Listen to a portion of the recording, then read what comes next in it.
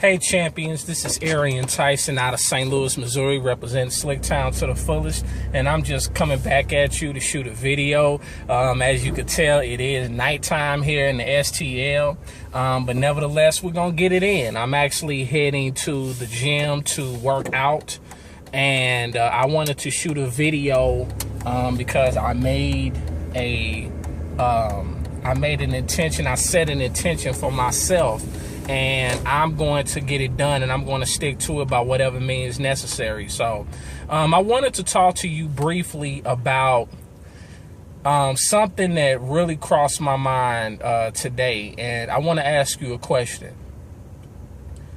You know, and it may seem like a crazy question, but it's really an honest question. And the question is, what is your incentive to be great? Now, I was on a motivational call that I normally tune into around 11 a.m. Central Standard Time, Monday through Friday. And that question was asked. That was pretty much the topic. And it really got me to thinking, because many of us, you know, have gone through life, you know, just expecting to be good at whatever we do, you know. But being that I'm a Christian, being that I believe in God, I fear God, one of the things that I do know is that, you know, we were created in His image and likeness. You know, we were uniquely made. So because of that, because of this uniqueness, that makes us great. So the idea of being good and that's it, that does not work, you know, because we were designed to be great, because greatness is in us, you know. So I often ask myself, what is my incentive to be great? And, you know, I can only speak for Arian when it comes to this particular topic, but I want to share with you a couple of reasons, a couple of incentives that I have personally to be great at what I do. And I will be brief, as I said. Number one of my incentives to be great is because it gives me an opportunity to do what I am passionate about. You know, my thing is, we all go to work. You know, we are supposed to work. If we don't work, you don't eat. You know, but many of us work jobs that we don't like. We just work them because they, you know, pay us enough money to, you know, possibly pay most of our bills. Some people can probably pay all their bills, you know, some people. But quite the few people I know, you know, they specialize in robbing Peter to pay Paul, you know, or their jobs pay them just enough so they won't quit, or then they go to work so they do just enough so they don't get fired, you know. And that's a sad case. That thing. It happens. But nevertheless, we soldier on. The thing is, when we find ourselves constantly doing that, you know, psychologically, we're shortchanging ourselves, and we're putting our potential on hold. You know, we're limiting our own potential, and it becomes a self-defeating prophecy when we do that. And so what I have grown to know, what I have grown to understand is that if you're going to do something, if you're going to work, why don't you do what you love to do? Why don't you do what you're passionate about? You know, because at that point, it don't even feel like work no more, because you actually enjoy what you do. You know, you'll be able to say, you know, this is who I am. You know, this is what I do. You know, not just, you won't be just some person with a badge, going to a job that you really don't like, you just tolerate it. So, for those of you that have jobs and you love what you do, God bless you. Keep doing what you're doing. I actually applaud you because you actually enjoy what you're doing. Before the overwhelming majority of people that I know that work jobs that don't even have jobs because for whatever reason, because they can't find work, because they're lazy, whatever. You have to make it up in your mind that you are determined to do what you're passionate about. Because if you don't do what you're passionate about, there's really no sense of faking the funk, so to speak. Because at the end of the day, we all have bills, we all have choices, we all have responsibilities, and that's what it all boils down to. Are you willing to take responsibility for your circumstances? And for me, I stopped playing the blame game a long time ago. And sometimes I can be my own worst enemy because people tell me I'm too hard on myself. But it is what it is. Because if I'm not going to be hard on myself, if I'm not going to hold my own self accountable, I'm not going to expect anybody else to do it. So let's move on.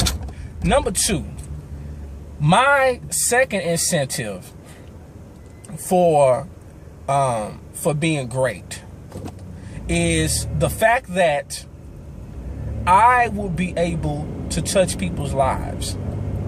I will be able to encourage people. I have a heart for people. I have a heart for encouraging people and helping them go after their dreams wholeheartedly and unapologetically.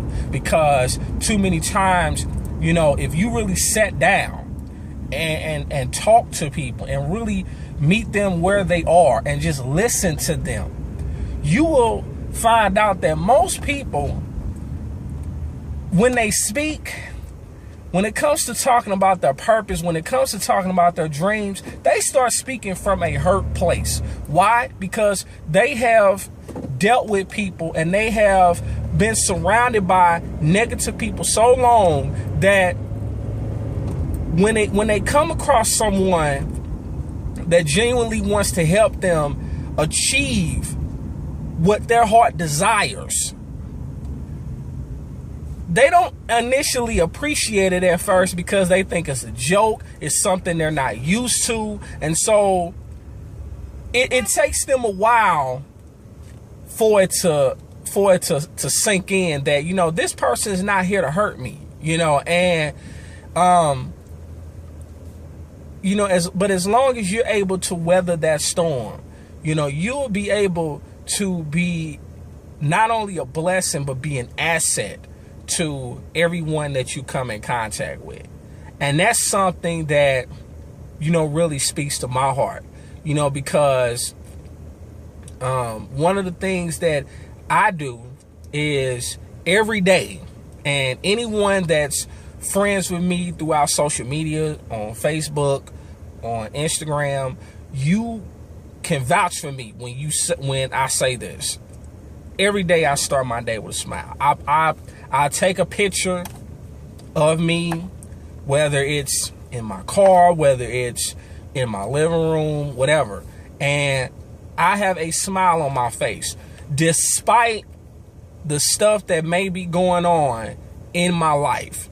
And I always think about something that my pastor's wife say, and she always tells me when it comes to me and what her opinion of me is. She says, Arian, you do not look like anything that you're going through.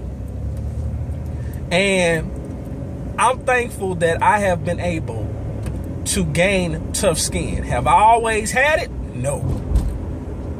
But I can say I'm at that place now. Because you have to have tough skin when it comes to going after your purpose. You have to have tough skin when it comes to going after your destiny. You have to have tough skin when it comes to the fact that people won't always understand you. They won't always understand the calling that you have on your life. And I'm not talking about, speaking in the pulpit. I'm talking about actually being a blessing to someone other than yourself, someone outside of your family.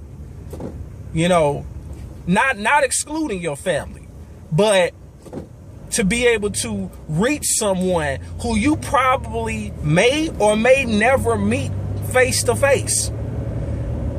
That's what I'm actually thankful for. Because my business is touching people's lives.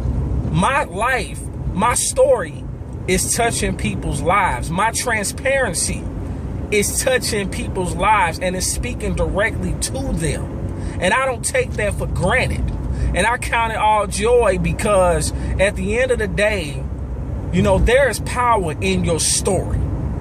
And nobody can tell your story better than you.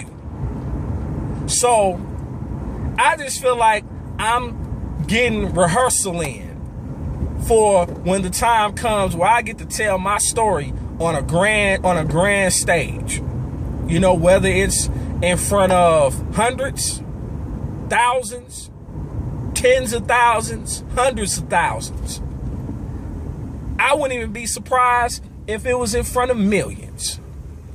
And if the Lord sees fit that I get to that place, my testimony will be millions didn't make it, but I was one of the ones who did.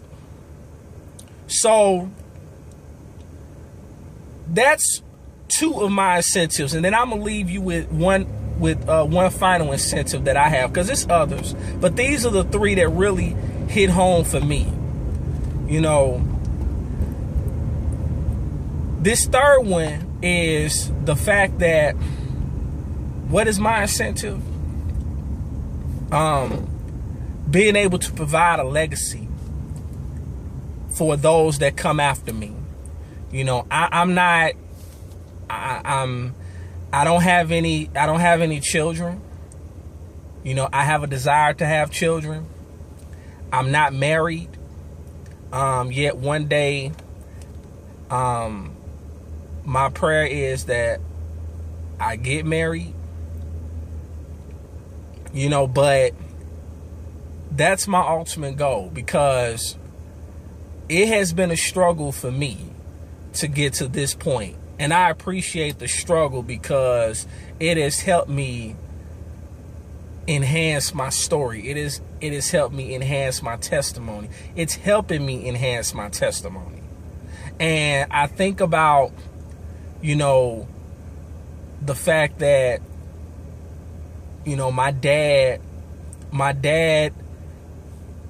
retired from a job back in late 2006, and 3 years later he had to go back to that job.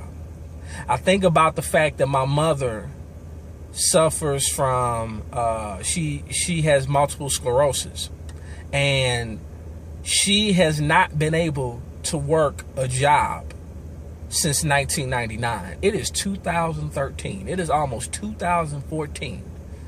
And my mother has not worked a job in almost 15 years. And then my father retired from a job only to go back to a job because his money ran out. When I retire from a job, there is no going back to a job, because I'm going to be doing what I'm passionate about, not just collecting a check. And if you're someone watching this that has that same mindset, that you want to do something that you're actually passionate about, then I challenge you to connect with me. Shoot me an email. Let's talk. Let's connect. Let's break bread, because at the end of the day, in this life, you might as well do what you love to do. And if it's able to make a difference in not only your family, but in the people that you interact with, then, you know, let's have at it. So shoot me a message, connect with me on Facebook, or just simply click the link below and let's get to it. But I'm about to pull up at this gym and get my workout in. And, you know, I just really want you to think about it. You know, I share with you 3 incentives that I have for, you know, for being great. And I just feel like right now I'm tapping into my greatness, because greatness is in me, and I'm just now starting to scratch the surface. And my prayer is that if you're not there, that you start scratching the surface and you start getting it done by whatever means necessary. I'll talk to you soon. Peace.